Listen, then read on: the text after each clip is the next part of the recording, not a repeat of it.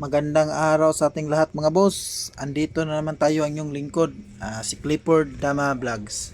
Sa mga bago kong followers dyan at yung mga kaibigan nating Damador at subscriber mga boss, kung sino yung hindi nakakita sa mga video na ina-upload ko mga boss, pwede din kayo mag-visit sa my YouTube channel mga boss, Clifford Dama Vlogs. Doon ko din ina-upload yung mga laban ko mga boss. Yung ibang video mga boss, meron talaga kayong mapupulot na aral doon mga boss. Sana bisitahin nyo din yung YouTube channel ko mga boss. At sa mga gustong magpapa-shoutout mga boss, mag-comment lang po kayo sa may comment section mga boss para isa-shoutout ko kayo sa next video. Sana mga boss sa bawat pag-upload ko ng mga laban mga boss, meron kayong matutunan na aral dito mga boss. So may nakalaban ako mga boss, isang demigod, si Master Trial 1917. So shout out sa iyo Master, kung sino ka man. Nice game, ang sulit talaga yung bakbakan mga boss. Ang higpit talaga ng depensa mga boss. Napakakalakas talaga ni Master Trial 1917. So ito yung bakbakan namin mga boss. 115 ako mga boss, 214 siya. 61, 72, 116 na ako mga boss, abante. 313 siya, kain ako abante mga boss, ganyan, real. Tapos tumira siya ng 116. Tira lang ako 314 mga boss. Tapos 1613 siya sa gilid. Tumira lang ako ng 51. So nag 61 din siya mga boss. So iba din yung variation na ginamit niya. So nag 95 lang ako timing mga boss. Pagtira niya ng 1613 mga boss, so bawal ako tumira ng 115 kasi tatamaan tayo ng lansi niya mga boss. Didiretso siya dadama sa may nibi ko. So yung ginawa ko dyan mga boss is tumira lang ako ng 54. Pag sayang niya mga boss, nag-ano lang ako, 116, ganyan kain. Tapos pagtira niya ng 416 mga boss, yung kinounter ko dito mga boss is A3. Pakain na ako ganyan mga boss para hindi maka-penetrate din yung pisa niya. Para medyo mapigilan ko yung penetrate ng pisa niya mga boss kasi parang lamang ako sa posisyon pero kailangan anuhin mo mga boss, i-maintain mo kasi yung posisyon kasi kung hindi ma-maintain to mga boss, parang ako din yung matatalo dito. Sa pag-5-1 niya mga boss, 10-6 lang ako. 9-5 siya. 6-2 lang ako mga boss. Pag 16-13 niya mga boss, tinakpan ko lang. 12-7. So medyo iniba ko din yung variation mga boss. Hindi mo na ako nag-14. Pag 5-4 niya mga boss, tumira na ako ng 16-13 mga boss. Tapos yung ginawa niya ito mga boss is tumira siya ng 10-6. Tapos tumira ako ng 314. Tapos tumira siya ng 116 mga boss. Pero sa posisyon nito mga boss, parang alanganin yung posisyon ko, parang medyo tagilid ako mga boss. Kaya medyo binilang ko din ito mga boss. Medyo napatagal ako ng pagtira dito. Kasi kung titira lang ako pasimple ng titira ng mga boss, iba dyan, maiipit na ako. Kung mag 416 ako mga boss, medyo maiipit ako dyan. So yung ginawa ko dito mga boss is tumira ako ng 14-15.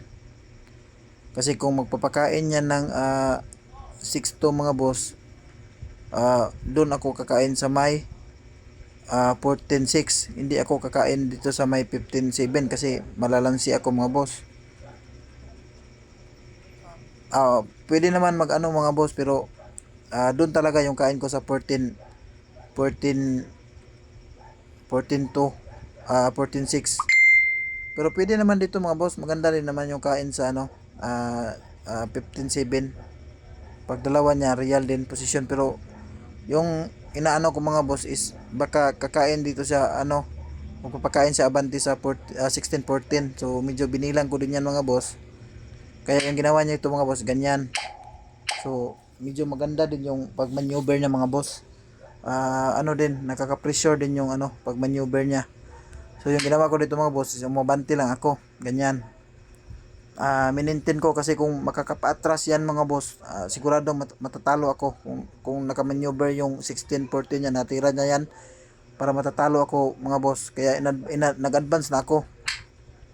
Tapos pagtira niya ng 11-7 mga boss, tumira na lang ako ng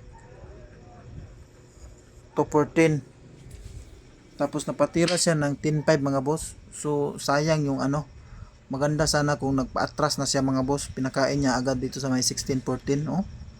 Pagkain ko atras, kain siya. So parang maalalanganin ako mga boss kung ginawa niya yon. Kasi kung pag-atras ako mga boss, magpapakain siya ng 8-3. Pakain niya yon para hindi na ako makamaneuver. So iwan ko kung ano yung lanse ni Master Trial 1917 dito mga boss, kasi nag 10-5 siya, siguro nag timing muna siya. Nag-abante na ako mga boss, penetrate na ako, abante, tapos nag 5-4 pa siya mga boss. Inabantihan ko na. So para sa akin medyo ikis yung ano mga boss, 5-4. Maganda sana kung nagpa-atras na talaga siya. Binasag niya na mga boss, tumira na siya ng 16-14 para makaabante yon siya. Kasi medyo na alanganin na siya dito mga boss, kasi pag tira niya ng 16-14 mga boss, ganyan, nasayang ko yung ano niya mga boss, 15. So wala nang depensa. So yung ginawa ni Master Trial 1917 dito mga boss is ganyan, pinakain. Tapos pinakain ganyan mga boss. Pero sa posisyon na yan mga boss, umabante lang ako ganyan. So ang ginawa niya mga boss, pinakain niya lang ganyan mga boss, ganyan. Tapos natalo na talaga siya dyan mga boss sa posisyon na yan. So solid talaga mga boss, napaka-solid talaga yung bakbakan nun mga boss. Sana sa mga bago kong followers dyan at yung mga kaibigan nating mga damador, meron kayong aral na napulot sa laban na to mga boss. So game 2 mga boss, napakagandang laban talaga yung game 1, makapigil hininga yun. Game 2 mga boss, 116 115 ako mga boss, 214 ganyan, 6-1 ako, 7-2 siya ganyan. So umatras siya mga boss, parang semi-senaryo lang to kanina mga boss. So nag-real ako, kung napapansin nyo mga boss, yung position ko kanina at ngayon parang inulit lang namin, kasi tumira din siya ng iniban niya ng variation ng konti mga boss. Yung position ko mga boss is ganon lang, pero yung variation na ginamit niya is iba. Kasi kanina nag 6-1 siya, so ngayon 5-1. So hinahinapan talaga niya ako ng talo mga boss. Tumira lang ako 5-1. Pag 116 niya mga boss, nag-advance lang ako 9-5. Pag 10-5 niya mga boss, ganun pa rin. Ay naabangan niya pa rin yung titira ko 115. May tumatawag mga boss, iwan ko. Isang followers ko din. Nag 5-4 din ako mga boss, kasi matatalo ako pag nag-advance ako 115. Pag sayang niya mga boss, nag-ano lang ako, parang same scenario lang din kanina mga boss, ganyan. Pag 6-1 niya mga boss, pinakain ko abante, pero iba din yung variation na nagamit ko mga boss. Hindi siya pwede tumira ng 115 dyan mga boss, kasi madadalawahan siya. So magaling talaga si Master Trial 1917, nakita niya yon. So nag 12-7 siya, so ako abante din. Pagtira niya ng 116 mga boss, tumira lang ako ng 16-13. Tapos pakain siya ganyan mga boss. So nag-real na din ako. Positioning talaga yung ano mga boss, hinahanap ko, kasi medyo practical na yung laban mga boss. So kailangan dito mga boss, pag medyo practical na yung bakbakan, kailangan hindi ka masyadong malugi sa posisyon. Kasi kung malugi ka sa posisyon mga boss, ikaw na talaga yung maghahanap ng tabla. Katulad nito mga boss, parang ano na siya dito, siya yung talaga yung maghahanap ng tabla dito mga boss. Kasi kung maano siya dito sa posisyon mga boss, yung iba yung ititira niya, kung sakali kung titira lang siya ng 5-1, medyo tagilid na siya dyan. Kaso yung tinira niya dito is 7-3. So tama talaga yung tirang 7-3. Magandang tira yan. Parang yan talaga yung tirang panabla. Umabante ako mga boss, Tapos 5-1 siya. So maganda ano talaga. 214 ako. 9-5 siya mga boss. So hindi ako makatira ng 416 kasi matatalo ako mga boss. So yung ginawa ko dito is sinayang ko. Tapos umabante siya mga boss. Umabante na ako. Tapos tumira siya ng 16-13. Tapos sinayang ko dito mga boss, ganyan. Tapos umilag siya, kaya nako. Tira siya 3-13 mga boss. Dito lang ako. Pag 3-8 na mga boss, dito lang ako lumipat. Kasi kung dadama yan mga boss, ipapakain ko lang yung 15 to 15-14. So magaling talaga, pinakain niya ganyan mga boss. Sayang ganyan mga boss. Pero sa posisyon na yan mga boss, nag-agree draw na ako. Nag-draw na kami dyan mga boss. Kasi drawist position naman talaga mga boss.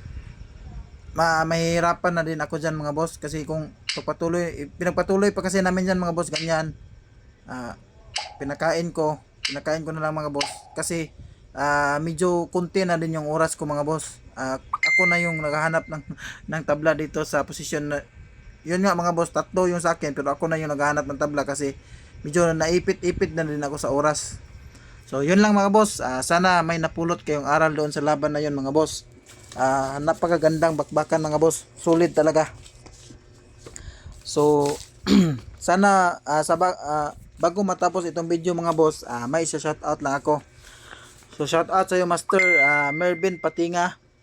Shoutout din sa iyo Master Otter Cebu, Dalagit, Mantalongon.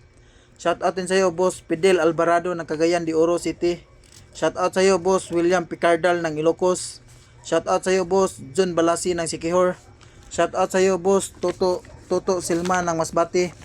Shoutout sa iyo Boss Ryan Sisa the Magician. Yan talaga yung pinakamagaling mga boss. Shoutout din sa iyo Boss Ronald Laspunia from Lapu-Lapu City. Shoutout sa iyo Boss RJ Iyong ng Mindanao, Zamboanga, Sibugay, Municipality of Artilim. Ang shoutout din sa iyo Master Ryan Chris Kamingay Balansag ng Libaong, Panglao, Bohol. Ang shoutout sa iyo Boss Angelito Plaso from Cebu. Shoutout din sa iyo Master Erickson and Calyado. Shoutout sa iyo Boss Aaron ang Malakas. Shoutout sa aking idol Larry Dama PG ng Dimiao, Bohol. Shoutout sa iyo Master John Lee ng Palumpon, Liti. Shoutout sa iyo Boss Gilvin Pamiron Rama ng Padara, Davao. Shoutout sa iyo Master Oscar Amakin, champion ng Panglao. Shoutout din sa iyo Boss Doydoy Olaer ng Karkar, Cebu. Ang shoutout sa iyo Boss EG Biso ng Caloocan City. Ang shoutout sa iyo Master Roland Tranquilero Soberano ng Tibuli South, Cotabato. Shoutout sa iyo Master Glenn Ray Ngojo aka Barbets ng Cebu. Shoutout sa iyo Master Melvin Alauria. Ang shoutout sa iyo Master Dondon ng Valenzuela City. So yun lang mga boss, sana may napulot kayo na naaral sa laban na yun at magandang araw sa ating lahat mga boss.